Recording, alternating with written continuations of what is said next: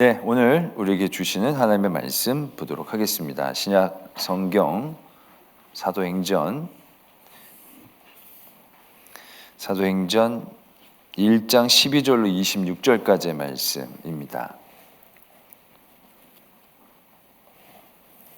사도행전 1장 12절에서 26절까지의 말씀, 저와 여러분들이 한 절씩 교독드리도록 하겠습니다.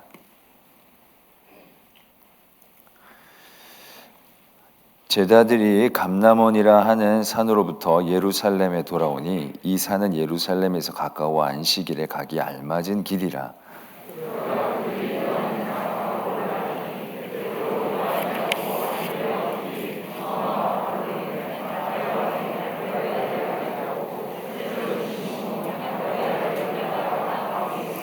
여자들과 예수의 어머니 마리아와 예수의 아우들과 더불어 마음을 같이하여 오로지 기도에 힘쓰더라.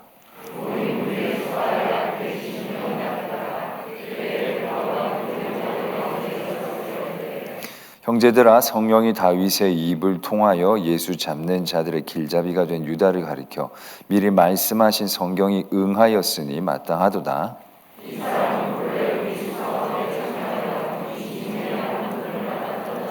이 사람이 불의의 삭스로 밭을 사고 후에 몸이 곤두박질하여 배가 터져 창자가 다 흘러나온지라.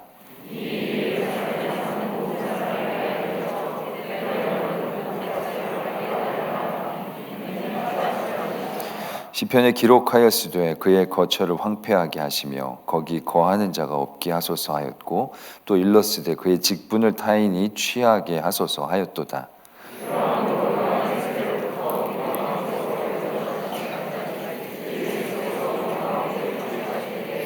항상 우리와 함께 다니던 사람 중에 하나를 세워 우리와 더불어 예수께서 부활하심을 증언할 사람이 되게 하여야 하리라 하거늘.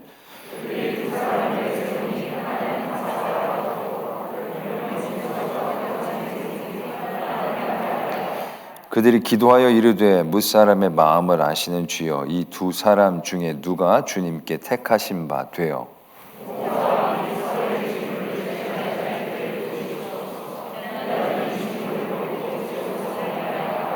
함께요 제비 뽑아 마띠아를 얻으니 그가 11사도의 수에 들어가니라.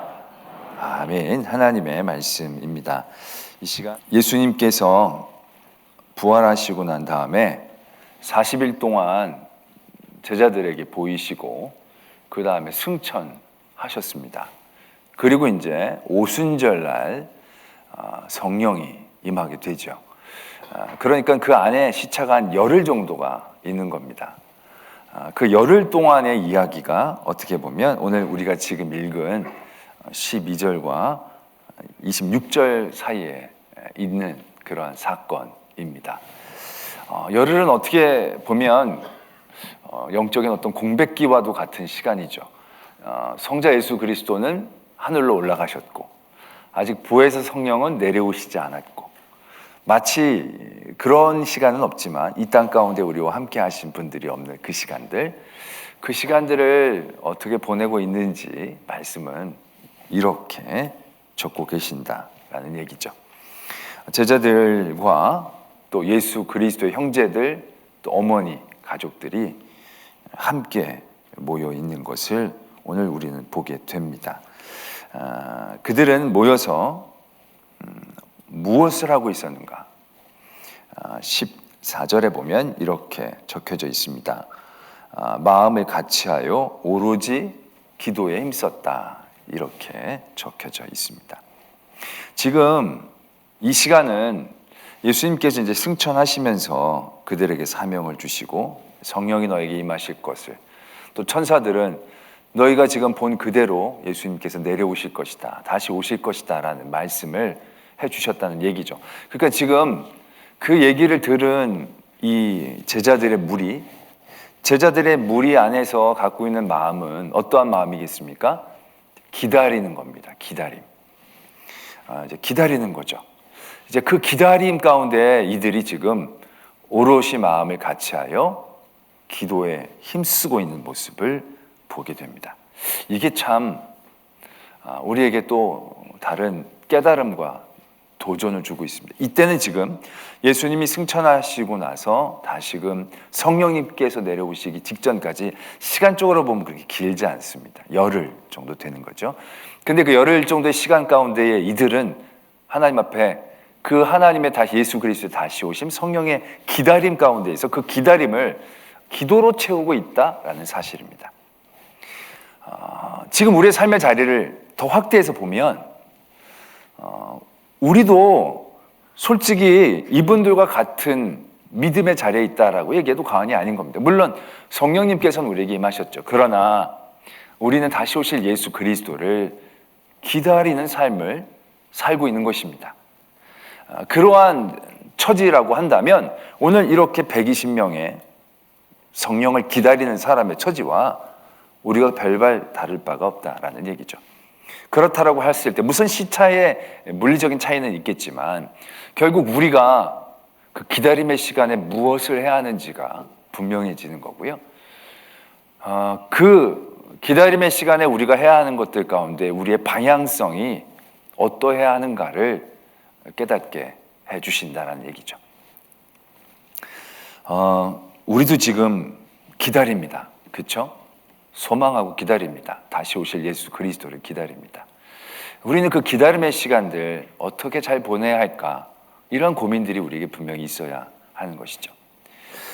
어려서 이제 자주 해먹는 간식, 자주는 아니지만 그래도 종종 재미있게 해먹는 간식 중에 뭐가 있었냐면 여름철에 이 탱가루라고 합니다. 이렇게 이 과일맛 나는 가루를 물에 녹여가지고 그걸 이제 얼음으로 얼려서 먹는 그러한 것들을 여름에 종종 했었습니다. 그러면 이제 그걸 이제 물에 타서 한 다음에 이제 그런 어떤 케이스 같은 데다 놓고 이제 빨대 같은 거 이렇게 놓죠. 이렇게 바로 먹기 위해서 그렇게 이제 놓습니다. 그러면 이제 저희가 이제 3남매였으니까 그 개수를 서로 나누죠.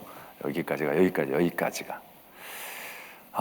근데 그게 참 몹쓸 간식인 게 그걸 기다리는 게 여간 고통스러운 게 아닙니다. 넣고 이제 기다리는 거죠.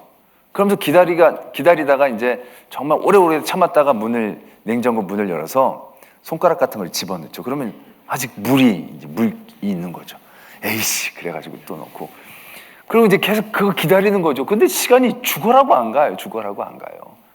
그래서 결국 어떻게 되냐면요. 저랑 제 여동생은 다 얼 때까지 못 기다립니다. 살얼음이 맺히면 그냥 그 얼음하고 물을 떠서 먹을 때가 한두 번이 아니었어요. 그런데 저희 형님은 그걸 다 꽝꽝 얼을 때까지 기다렸다 먹는 거예요. 저 사람은 정말 희한하다 싶어서 그 다음에 관찰을 했어요. 어떻게 하나? 그랬더니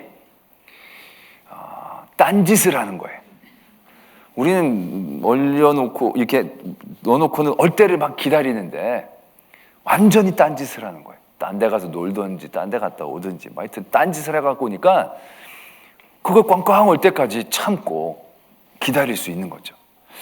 저거 참 지혜다라는 생각을 하는 거예요. 기다리면요 못 기다립니다. 그렇죠? 기다리면 그 시간이 너무너무 지루합니다. 우리가 그런 경험들 적지 않게 했을 것입니다. 어떤 시간을 놓고 그 시간이 다가오기만 기다리면 시간도 참 늦게 가죠. 한참을 기다리고 시계를 봐도 5분밖에 안 지나가고 진짜 오래 기다렸는데 10분밖에 안 지나가고 정말 미치죠. 기다리면 기다릴수록 그 시간은 굉장히 길어집니다. 그런데 그 시간대에 딴짓을 하면요 훅 가죠. 잊고 딴짓을 하면 훅 갑니다. 그러면 나중에 벌써 시간이 이렇게 갔네? 그러면서 뭔가 기다림의 시간을 완성해낼 수 있는 경험들을 하게 됩니다. 그런데 여러분, 그러면 기다리는 시간들은 빨리 지나가는 그런 은혜를 누릴 수 있지만 그 기다림을 잊고자 딴짓을 한다면 그건 기다린 게 아닌 것이죠. 그건 기다린 게 아닌 겁니다. 잊고 산 거지 기다린 게 아닙니다. 그 기다림이란 그 만날 모든 일들을 그 안에서 풍성케 하는 은혜의 시간이거든요. 누가 사랑하는 사람을 만난다라고 했을 때 이제 내일 아침에 만나는 거예요. 근데 그 시간이 너무 안 가서 다른 사람을 만나면서 그 시간을 보낸다고 한다면 그게 기다림이겠습니까? 너무너무 기다림이 힘들고 그때까지 못 기다릴 것 같아서 빨리 있고자 내가 다른 사람 만나고 이제 그 시간 빨리 된다 그래가지고 가면 뭐 빨리 시간이 오고 좋긴 좋겠죠. 근데 그런 과정은 기다림이라고 얘기하지 않죠. 그 시간이 더디 오지만 다른 일들을 내려놓고 그 일들을 사모하며 나갈 때, 그리고 그 일들을 만날 때 그것이 기쁘고 감격하는 일들을 이루어낼 때 그것이 기다림 후에 얻은 기쁨이라고 얘기할 수 있겠죠. 꽝꽝 얼은 아이스크림을 우리 형님은 드셨지만 진정한 아이스크림을 먹은 게 아닙니다. 설얼은 얼음 조각과 물을 마신 나이지만 그것처럼 맛있는 간식은 없는 겁니다. 꽝꽝 얼린 거랑 비교가 되지 않는 맛인 겁니다. 꽝꽝 얼린 거로는 낼 수 없는, 스스로를 위안하고자 하는 얘기일 수도 있겠지만 완전히 다른, 왜?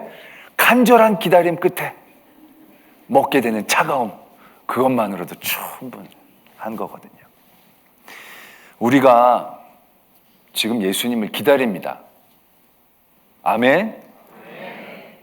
어떻게 그렇게 뻔뻔스럽게 아멘을 잘하십니까? 정말로 예수님을 기다리신 게 맞습니까? 지금도 예수 그리스도가 오시기를 학수고대하면서 우리의 시간들을 채워가고 있는 것이 맞습니까? 많은 분들은 기다린다고 하지만 잊고 삽니다. 그리고 잘 기다린 줄로 생각하는 거죠. 오늘 이 성령을 기다리는 분들이 기도하고 있습니다. 이들의 기도에는 어떠한 내용이 있겠습니까? 이들의 기도 안에는 그 기다림에 대한 간절함과 소망과 기대가 분명히 채워져 있을 겁니다.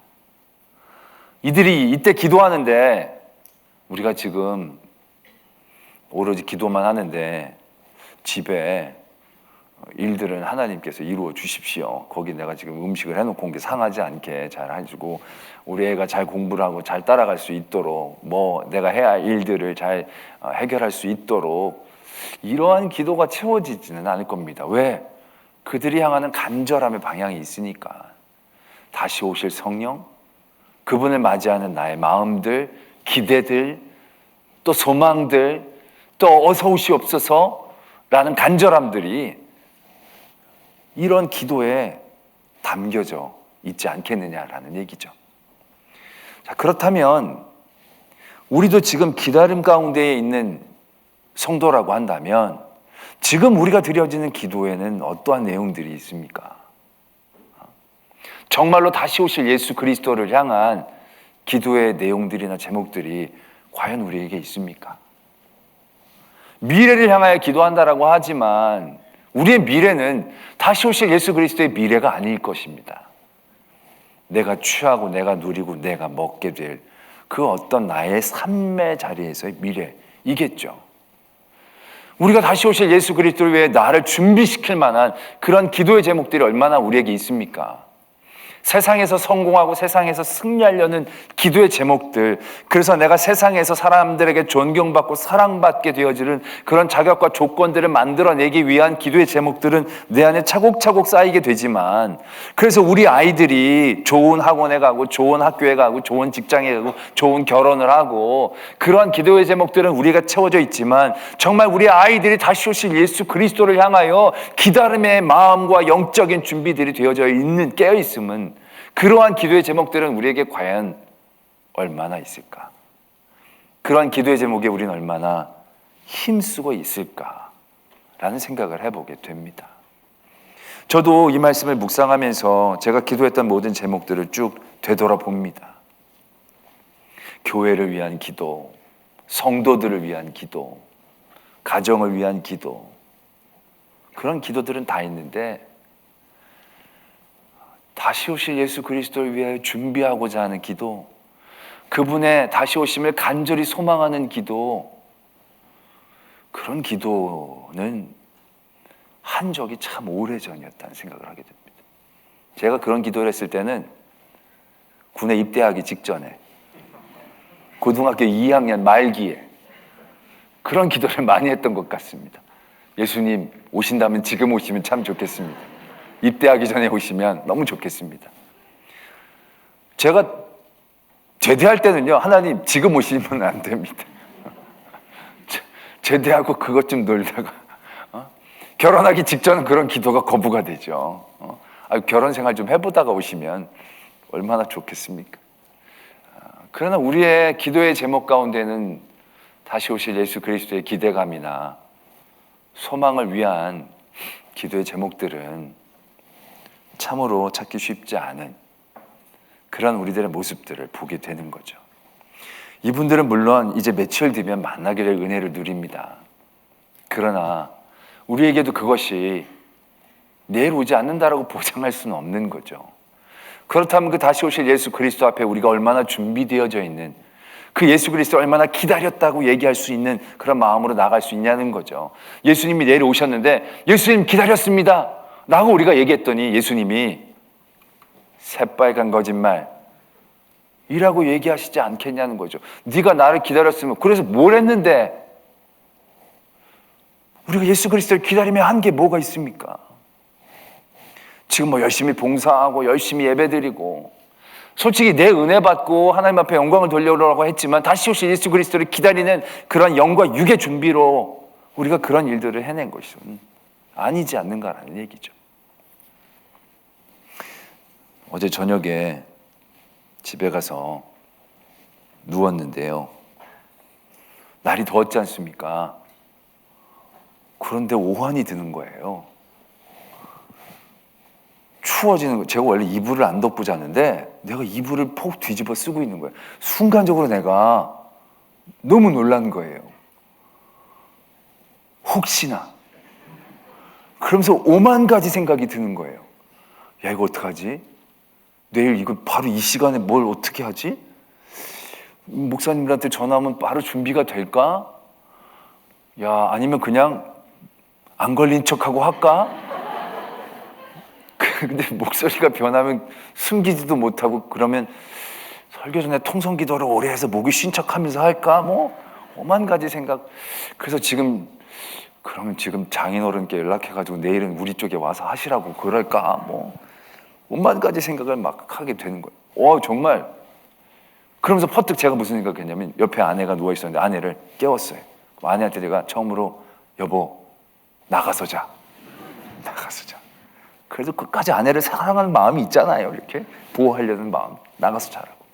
그래서 아내가 놀라더니 어떻게 내가 나가냐고 막 이러면서 막 어디 아프냐고 막 약 먹이고.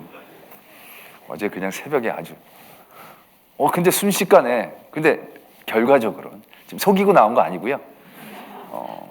저는 걸리면 걸리리라 주의거든요. 내가 안 걸린다는 생각을 해보지는 않습니다. 걸리면 쉬고 안 걸리면 하고. 그래서 어제도 이제 자면서 아침에 일어났을 때 증상이 나면 쉬고 괜찮으면 나가자 그랬는데 나왔습니다. 네. 나와서 기쁘긴 하지만 힘들기도 힘듭니다. 그냥 쉬었으면 더 좋았을 뻔하기도 했다라는 생각을 갖지만, 어쨌든 그 순간에 정말 내일 일이 어떻게 될지 알 수 없는 그 순간에 퍼뜩 그런 생각들이 주마간산처럼 막 들더라고요. 나의 마지막 때, 예수님이 다시 오실 그때, 내일 내가 만약에 이제 코로나에 걸리면 이걸 어떻게 수습을 해야 될지 별로 거기에 대한 준비가 안 돼 있는 나의 이렇게 벌거벗긴 것 같은 그런 모습들. 제가 꾸는 악몽 중에 경향성들이 몇 가지 있는데, 제일 심한 악몽은 군대 다시 입대하는 꿈이고요. 두 번째 악몽은 어디를 나갔는데 사람이 많은데 내가 막 막 옷을 제대로 못 입고 있을 때 있잖아요. 뭐 네이만 입고 있다든지 막 이래가지고 막 그런 굉장히 그런 게 또 나머지 악몽은 설교 시간인데 설교가 준비가 안 돼 있는, 제가 꿈꾸는 악몽은 요 세 가지 종류인데, 두 번째, 예수님이 다시 오셨는데 내가 발가벗고 있는 것처럼 아무런 준비가 되어 있지 않은 우리들의 영적인 상태들, 그러한 약간 솔직히 약간 닭살이 돋는 끔찍한 그러한 느낌이 아주 순간적으로 들었습니다. 근데 그것도 그때뿐이지요. 아침에 일어났더니 언제 오시겠나 싶은 삶으로 되돌아가는 우리들의 모습들, 그냥 오늘 닥칠 나의 일에 그냥 정신없이 끌려가는, 기다림이 아니라 그냥 잊고 사는 듯하게 살아가는 우리들의 모습들을 다시 한번 보게 되는 거죠. 내가 이렇게 예배 잘 드리면 기다리는 거 아니냐? 기다리는 것이겠습니까? 그건 잊고 사는 거죠. 정신없이 사는 겁니다. 예수님 앞에 내가 간절히 기다렸어요 라고 얘기하기는 쉽지 않은 상태인 거죠. 오늘 이들이 오로지 기도에 힘썼던 이 모습으로 우리는 다시금 우리의 기도를 되돌아봐야 하고요. 또 우리의 이러한 깨어있음을 도전해야 합니다. 우리는 기다리는 사람이지요. 소망하는 사람입니다. 그냥 생각하는 거고 소망하는 건 다릅니다. 소망은 그 소망을 향하여 끊임없이 준비하고 깨어있고 나아가는 사람들입니다. 그냥 어부지를 얻는 사람을 의미하는 게 아니에요. 운이 좋은 사람을 의미하는 게 아니에요. 기다리는 사람을 잊고 있다가 왔네 이게 아니라 그 시간을 향하여 생각하고, 그래서 그 기다림을 통해서 그 사람과 만날 그 만남을 더욱더 풍성하게 하기 위해서 선물을 준비하기도 하고, 음식을 준비하기도 하고, 내가 더욱더 예뻐 보이고 멋있게 보이기 위해서 나를 단장하고 껴있고, 그러한 모습들, 그게 기다리는 거지 않겠습니까? 새벽을 기다리는 거, 새벽 예배를 기다리는 거, 일어나가 새벽 됐네요 가지고 막 이런 게 아니죠. 새벽 예배를 잘 드리려고 저녁에 다 머리에 놓고 침대에서 안 자고 의자에서 자는 분들이 덜어 있어요. 새벽에 기도 순서 맡으신 권사님들 중에 아침에 너무 이게 그러니까 다 머리 싹팅해 놓고 앉아서 이렇게 잔다는 거예요. 그 새벽에 이제 와서 그게 기다리는 거죠. 그게 준비하는 거죠. 땡! 정신없이 해가지고 드드드득 해가지고 그냥 마스크만 쓰고 오면 다 되는 것처럼 생각하시면 안 되는 거예요. 예배를 기다린다는 거 그냥 그 시간 돼서 오는 걸 얘기하는 게 아니잖아요. 시커 TV 보다가 시간 됐네 그래서 오는 게 아니잖아요. 내일 드려질 예배를 기다린다는 건 그 전에 내일 입고 갈 옷을 준비하고 예물을 준비하고 또한 경건한 마음을 준비하는 그러한 과정들이 있을 때 그것이 기다린 예배였고 소망하는 예배가 되지 않겠냐는 거죠. 여러 스케줄 중에 하나가 아니라 정말로 내가 소중히 여기고 기다렸던 예배. 그래서 그 예배를 위하여 준비되어지는 나의 몸, 나의 여러 가지 영적인 상태들, 그렇게 우리의 일들이 나가야 되지 않느냐는 거죠. 그리고 기도할 때도 내일 예배를 위해 기도해야죠. 내일 예배 때 졸지 않게 해달라고, 내일 예배의 은혜를 얻게 해달라고, 내일 예배 목사님의 말씀을 통해 내가 깨달음을 얻게 해달라고, 찬양을 통해 기쁨을 얻게 해달라고, 내가 사람들을 통해서 시험 들지 않고 하나님을 만나고 하나님 앞에 나아가는 은혜를 얻게 해달라고 내일 예배를 위해서 얼마나 간절히 기도하며 그 예배를 드리시냐는 거예요. 그냥 정신없이 나올 때가 너무너무 많잖아요.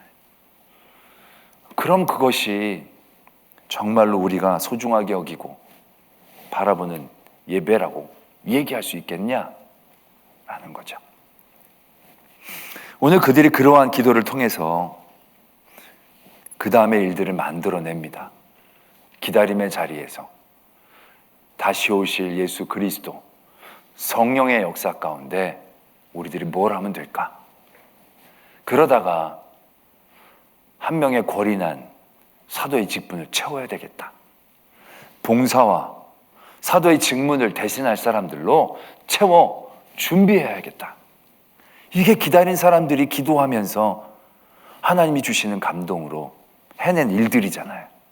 그냥 기도만 하는 게 아니라 기도하면서 그 기다림에 합당한 그들의 일들을 끊임없이 생각해낸 거죠.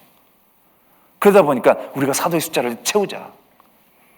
그래서 하나님이 주실 그 직무를 주실 때 우리가 잘 감당할 수 있도록 준비하자. 이게 진짜 기다리는 모습이죠. 이게 정말 소망하는 모습이 되는 것이겠죠. 이러한 믿음의 자리들, 깨어있음의 자리들이 우리들에게도 있어야 한다는 거죠. 다시 오실 예수 그리스도를 위해 여러분들은 무엇을 준비하고 계십니까? 내일 출근을 위해서는 준비도 하고, 애들의 미래를 위해서는 재산도 마련하고, 먹을 것도 좀 떼어주고 다 준비하는데, 정작 다시 오실 예수 그리스도를 향한 나의 삶의 준비, 그것은 무엇이 있겠습니까? 그걸 위해 기도를 해야 그러한 깨달음을 주실 겁니다. 그걸 간절히 사모하면 이 길이 보일 겁니다. 우리가 기대하고 소망하지 않으니까 안 보이죠.